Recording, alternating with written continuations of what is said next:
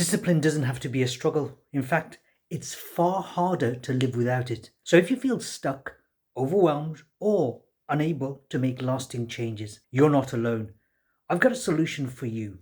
I was inspired by a powerful video from my friend Yasmin Rugali on discipline. She said, Not being disciplined is actually harder than being disciplined. she's absolutely right. Society often confuses discipline with hustling, pushing yourself to the limit. But discipline isn't about constant grind. It's about mastering your inner voice and aligning your actions with your true self.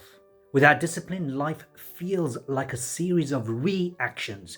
You drift, and when you don't know what you stand for, you fall for anything.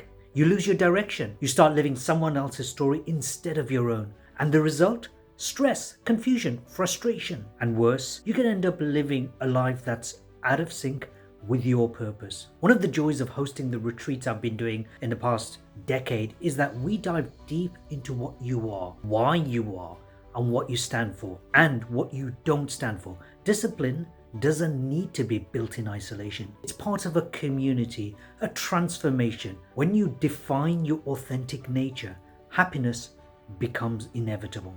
It's a natural byproduct of alignment. We focus on the micro wins.